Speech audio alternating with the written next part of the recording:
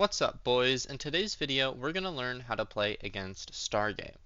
We're going to learn how to scout StarGate, how to do a StarGate push out of both single and double gas, and we're going to learn how to scout the follow-up from our StarGate opponent as well. So if you're struggling with StarGate, or if you're interested in how I, a Grandmaster Terran, beats it, I really hope you enjoy the video. Now, I have got a game here against Reaper's Protoss, which is a decent MMR opponent here. And we're not going to be talking about build order, although I will say that I am playing a single gas build, which I have a video on, I'll put on screen now. And the first thing that I'm going to say when it comes to StarGate is that we are not going to be doing mine drop. So if you've seen the video I put on screen a little bit ago, you would notice that it says mine drop in it, or it has, it teaches you how to play mine drop. And mine drop does not work versus StarGate. So that's the first thing that I'm going to teach you. When you play a standard Terran versus Protoss build order, you don't just follow with your plan blindly against everything that your opponent is doing. So you'll learn how to take a standard build, which is what my video is on, and go out of it and have different variations depending on what your opponent is doing. So the first thing is that I SCV scouted, I 20 scouted this game, and I saw my opponent's pylon here, right?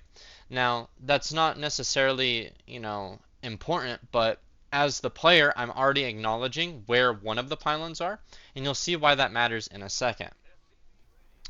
So I'm going to come in with my Reaper, and I now see a battery. Now what this means is that my opponent has a pylon nearby, probably right here.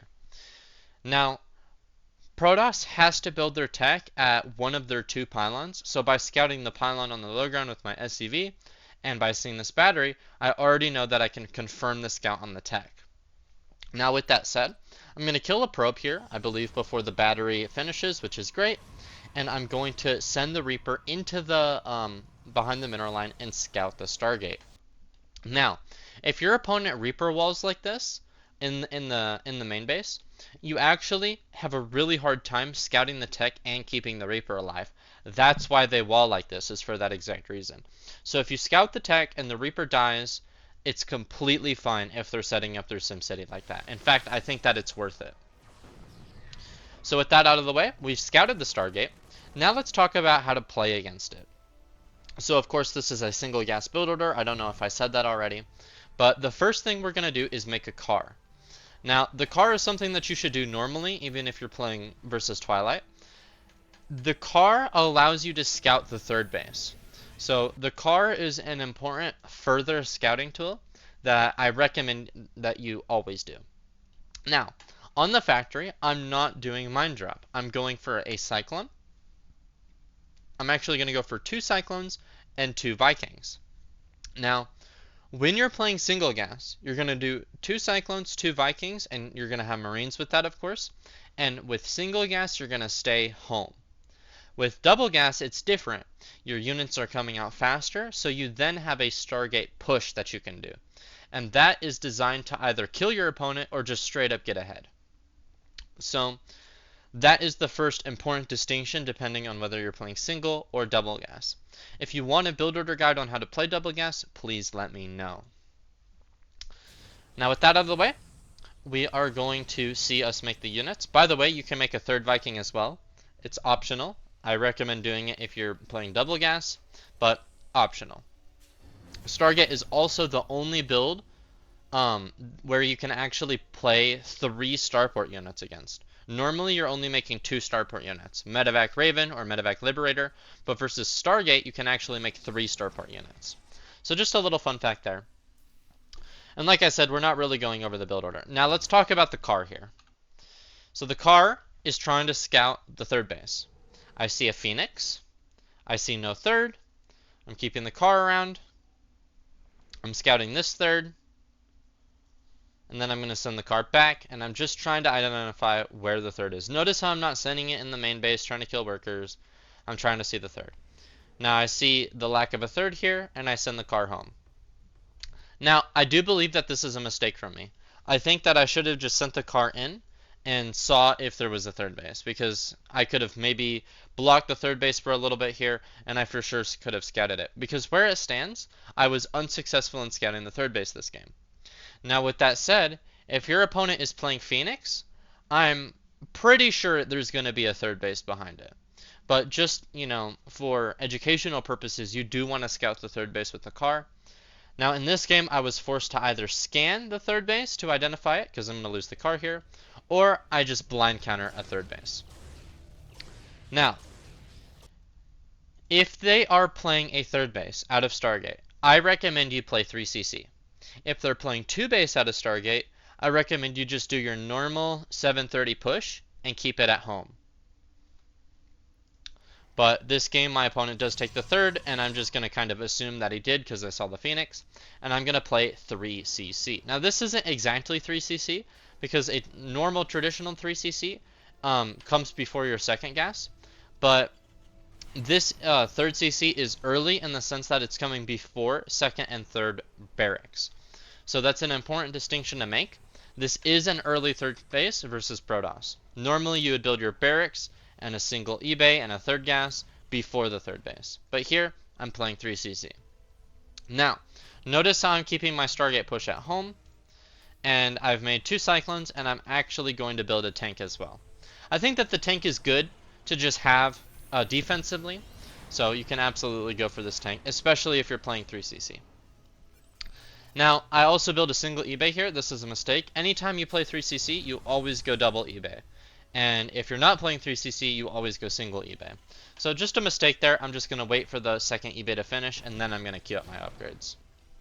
Also, my 4th gas should be going down now. I'm actually supply blocked, so I should call down. I think I'm going to call down depot somewhere here. But regardless of that, yeah, we're just going into this like normal. And what we're going to do now is we're going to take our third base, and as we do it, we're going to scan our opponent and see what army composition he's making. So let's just fast forward to that. I'm getting 1-1 stim in combat, and I'm going to go ahead and taking my third base soon. So here it is. I'm going to take the third. And you really need to identify what your opponent is doing. The tank in the mineral line is very nice, by the way. So I'm sending out marine spotters, and I'm scanning. So let's see actually if what I scan exactly. So I'm sending out marine spotters, right? At some point. Okay, so I send out 2 marine spotters, and I scan. Now, he just walks into my scan because he thinks maybe I'm attacking from here, right? Something important to note about Terran versus Protoss is that the 730 push is something that Protoss know about, and it's something that they're scared of. So he's worried that I might be coming up with my army and trying to attack him, right? Now, I've scanned this. I saw an army. I'm like, okay, it's Phoenix Zealot. Now we're going to talk about how to play that. But what if you never scouted any units here? You're like, I have no idea if he's playing Phoenix Colossus or doing something else. Something like that. You're going to use your marine spotters. So you're just going to suicide these guys into your opponent's base, which I don't need to do at this point because I've already scouted it. But I'm going to do it anyway. I see no 4th base, at least on this side. And yeah. So, like I said about the 730 push, your opponent has to respect that. And if they don't, you can actually just walk across the map right now and kill them. Stim and combat are done. 1-1 is done. So your 730 push, you can still hit with 3cc. Mine is just a little bit later, 5 seconds later, right? That I could be hitting right now. And that's completely fine, right? So if you scout that your opponent's not respecting you, you absolutely can just go across the map. Like if they're playing like 5 base or something crazy, right? So you can identify that with your scan and with your spotter marines that you send out, right? Now, my opponent does have enough units to handle the push, which, by the way, you should never push here with the 730 push because your opponent has so many zealots, my opponent here in this case. So how do you play against Phoenix charge here? Phoenix Zealot, Phoenix charge. The way that you play against it is by camping at home, maxing out with 2-2 and ghosts. You want a good Marine Marauder ratio, and you're going to want about 4 to 6 mines. That is a great army to have, and the reason that we play that way is because Zealots do not scale well versus Baya. So Zealots are really good against bio in small numbers, which is why you shouldn't do your 730 push, by the way. But Zealots fall off dramatically when there's a sufficient amount of bio out. So the way that we beat this is by staying home and hitting a 2-2 timing where we max out and have ghosts. Now my opponent, by the way, is getting Storm, and I think he's getting Colossus too at some point. Building an Observer. Yeah, he's gonna get Colossus at some point, I'm pretty sure. So, yeah, we're gonna queue up 2-2 as soon as we can. We have the Ghost Academy. I'm trying not to get supply blocked, which I'm doing here. And yeah, also versus Zealots, you should build a bunker here and build depots around it, which I don't do this game, which is a mistake, by the way. You need this in case of Zealot run-bys, right? And you can even park your tank closer to the bunker, like here, or even here, and have the bunker pretty far out, but you do want a bunker here versus specifically Zealot. Not just like Phoenix Zealot, but just Zealot in general. Here, I'm trying to get map control with my Widow Mines. Another thing about mines is that they help you versus Zealots in the early game. But like I said, with the, Zealots not scaling well, you just completely stop making mines at some point. And at this point, I don't actually need mines anymore. So I'm just sending them out and trying to get map control with them. And that's how it looks in TvP. And you just stop making mines entirely. Like, notice how my factory is not producing anything. Neither is my starport, but it should be. Also, you're only allowed to make 4 medevacs with this. I have 5 here, and that's fine. But you're only allowed to make 4 medevacs, 4 or 5 medevacs, and then you have to produce Vikings versus this. Because of Colossus and because of the Phoenix, obviously, as well, right? So I'm getting my 4th base here. My opponent has a fully saturated 4th base because it's Protoss, and he's getting a 5th base. Now, with that said, look at how many Zealots he has, right? This is not a good army from my opponent. He's really banking on the fact that Terrans don't know how to play against this, and that they just always push and die, right? So he's going to go for a push here. Let's watch this at the correct game speed. The way that you want to micro this is always pull the ghosts up front.